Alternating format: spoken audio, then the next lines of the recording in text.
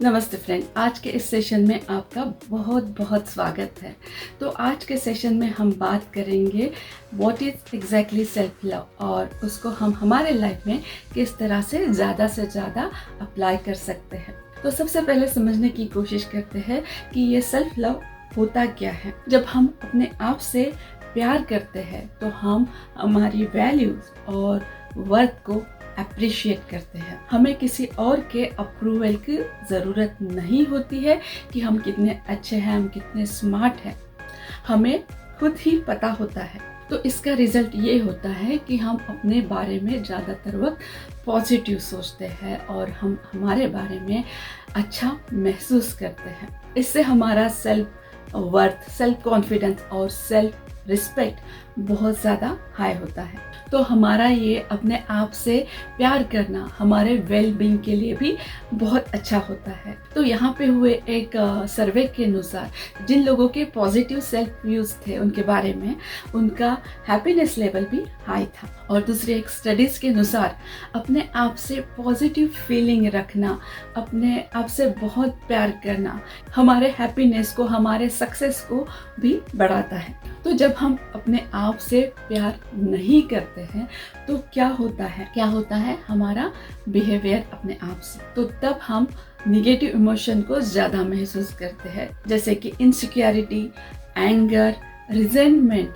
Rejection, loneliness, दूसरों को constantly impress करने की नीड और शेम। कभी कभी हम ऐसे ही निगेटिव इमोशंस के कारण हम हमारे शॉर्ट टर्म कंफर्ट के लिए कभी कभी ऐसी चीज़ें करते हैं जो लॉन्ग टर्म के लिए अच्छी नहीं होती है, जैसे कि अल्कोहलिज्म, ड्रग, ओवर ईटिंग, वर्कोहोलिज्म और शॉपिंग और बहुत कुछ। आप खुद से बहुत प्यार करते हो फिर भी स्ट्रगल कर रहे हो, तो हो सकता है कि आप बहुत क्रिटिकल सोचते हो या फिर निगेटिव सेल्फ टॉक आप करते रहते हो, जैसे कि मैं तो स्मार्ट नहीं हूँ, मैं कोई काम अच्छे से कर ही नहीं सकता हूँ, या फिर मुझे सक्सेस तो मिलता ही नहीं है। इस तरह की बातें हम हमारे साथ करते हैं। तो ये सोच सैडनेस, होपलेसनेस और एंजाइटी को क्रिएट करती है। फ्रेंड्स, स्कूलों में किए गए सर्वे के अनुसार काउंसलर ने बताया कि जो बच्चों के सेल्फ एस्टीम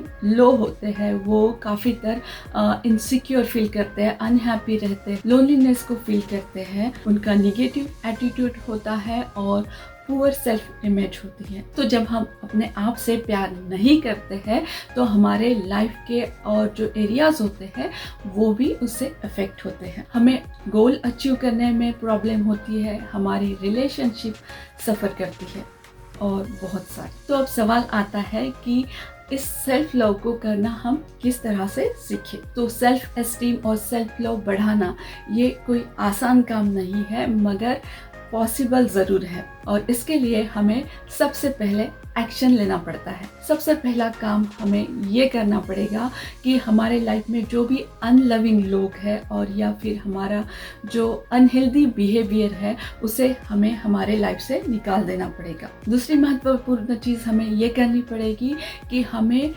स्टार्टिंग में एक्ट करना होगा कि हम अपने आप से बहुत ज़्यादा प्यार करते हैं, रिस्पेक्ट करते हैं। आप कोई ऐसे अनहेल्दी रिलेशनशिप में हैं जिनका बिहेवियर आपको हर्ट करता है हमेशा, मगर आपको उनके बिहेवियर की हैबिट हो गई है, तो जब आप खुद से प्यार करते हैं तो नेक्स्ट टाइम जब आपको वो इस तरह से बात करते हैं या बिहेवियर करते हैं, आपको उन्हें स्टॉप करना ज़रूरी है। आप उनसे बात कर सकते हैं कि आप मुझसे इस तरह से बात मत कीजिए। फ्रेंड, एक आपके लिए बाउंड्री बनाइए। अगर आपको बहुत ज़रूरी लगता है कि आप उस रिलेशनशिप से बाहर निकलना चाहते हैं तो वो भी आप कर सकते हैं।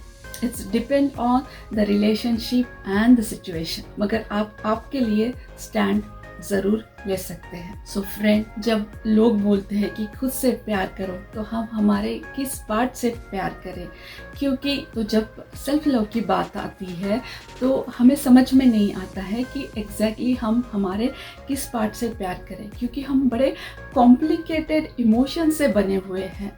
हमें जो प्रैक्टिस मिलती है हमारे घर से, सोसाइटी से, उसे हम रियलिटी समझ लेते हैं और फिर समझ नहीं पाते हैं कि हम कहाँ चेंज करें। और हमारे अंदर कोई एक पार्ट होता है जिससे हमें बहुत प्यार होता है, जिस पर हम प्राउड फील करते हैं, लेकिन कुछ पार्ट ऐसा होता है जिसे हम इग्नोर करते हैं, क्रिटिसाइज करते हैं। हमने उसे इतना निग्लेक्ट किया होता है कि हम भूल ही जाते हैं कि वो हमारे पर्सनालिटी का एक पार्ट है। तो सेल्फ लव में हमें हमारे ऐसे ही निग्लेक्टेड पार्ट को पहले तो फाइंड आउट करना है, उसके बाद उसे एक्सेप्ट करना है और फिर उसे बहुत सारा प्यार देना है।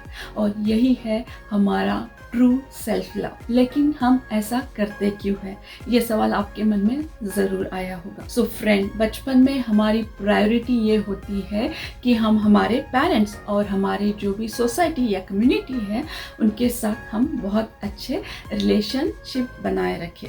तो जिस पार्ट को वो अप्रिशिएट करते हैं रिलेशनशिप बढ़ाने के लिए, मेंटेन करने के लिए, उस पार्ट को हम एक्सेप्ट करते हैं, प्राउड फील करते हैं। मगर जिस हमारे पर्सनालिटी के एस्पेक्ट को वो क्रिटिसाइज करते हैं, तो हम उस पार्ट को या एस्पेक्ट को हम सप्रेस करने लगते हैं कि ये गलत चीज़ है, ऐसा सोच के। और फिर वो हमारा जो पार्ट है वो सप्रेस हो जाता है, निग्लेक्ट हो जाता है। तो ये हमारा बहुत ही नॉर्मल बिहेवियर था उस वक्त के लिए, मगर ये स्क्रिप्ट हमारे ब्रेन में और हमारे बिहेवियर में फिक्स हो जाती है और फिर आगे जाके भी हम खुद ही हमारे उस पर्सनालिटी के एस्पेक्ट को, उस पार्ट को निग्लेक्ट करते रहते हैं। तो अच्छी बात यह है कि आज हमारे पास पावर है उस पार्ट को रिवर्स करने की, उसे प्यार देने की और हमारे पूरे पर्सनालिटी को एक्सेप्ट करने की,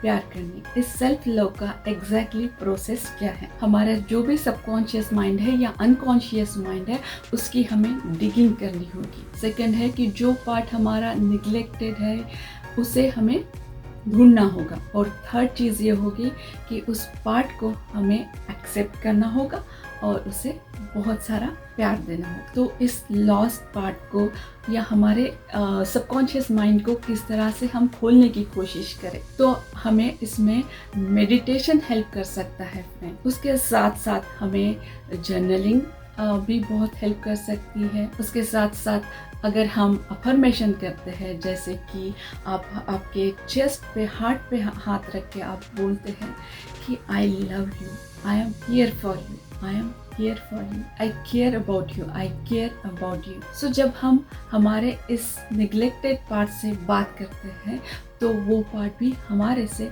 कनेक्ट होना चाहता है। तो आपके अंदर के इस पार्ट को आप एक छोटे बच्चों की तरह ट्रीट करो, बहुत ही प्यार से, काइंडनेस से, केयर से और सपोर्ट के साथ। सो फ्रेंड, जब आप ऐसे ही आपके लॉस्ट पार्ट के साथ बात करोगे तो आप महसूस करोगे कि वो भी आपके साथ बात कर रहा है। जिस तरह से आपका जो वॉइस है आपकी कॉन्शियस माइंड है, उसी तरह से उनकी आवाज़, हमारे लॉस्ट पार्ट की आवाज़ हमारा सबकॉन्शियस माइंड है। हो सकता है उनकी आवाज़ शेमफुल या अफ्रेड हो सकती है, मगर ये आपके पास की प्रोग्रामिंग है। सो फ्रेंड, उन्हें सुनना चालू कीजिए, उन्हें सपोर्ट कीजिए, उन्हें आपका प्यार दीजिए। यही तो है एक सच्चा प्यार खुद के लिए, कि हम जब हमारे सारे पार्ट्स को, वांटेड अनवांटेड सारे पार्ट को एक्सेप्ट करते हैं और प्यार करते हैं। सो फ्रेंड, इसके साथ साथ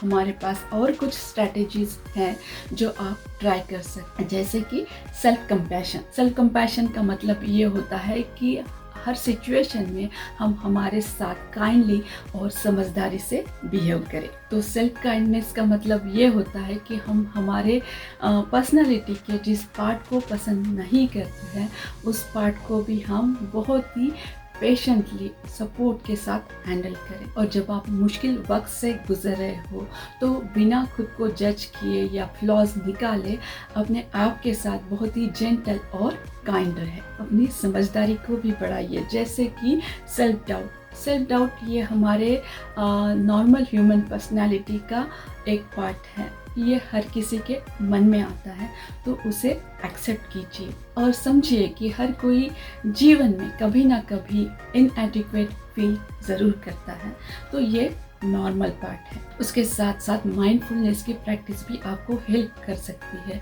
जब भी आपको इमोशंस आते हैं इस तरह से, तो उन इमोशंस को आप बिना जज किए क्यूरियोसिटी से देखिए किस तरह से वो इमोशंस आ रहे हैं और क्या उनका रीज़न है, और उनको जेंटली हैंडल कीजिए। और बहुत ही अच्छी स्ट्रैटेजी है कि आप जो बुद्धिस्ट मेडिटेशन है, लविंग काइंडनेस मेडिटेशन, उसके आप ज़रूर प्रैक्टिस में लाइए। सो इस बुद्धिस्ट मेडिटेशन को आप ज़रूर प्रैक्टिस कीजिए। ये आपको यूट्यूब में मिल जाएगा, जिसमें कुछ फ्रेजेस को यूज़ किया जाता है। ये आप खुद के लिए भी कर सकते हैं और दूसरों के लिए भी कर सकते। सो फ्रेंड, हम हमारे अपने आप से प्यार तो करते हैं, मगर हम हमारे फ्लॉज को एक्सेप्ट नहीं करते, उससे हम प्यार नहीं कर पाते हैं। मैंने जो आपको आज स्ट्रैटेजीज बताई है, वो आपको ज़रूर हेल्प करेगी आपको बहुत सारा प्यार करने में। सो फ्रेंड, इन सारी चीज़ों की प्रैक्टिस ज़रूर कीजिए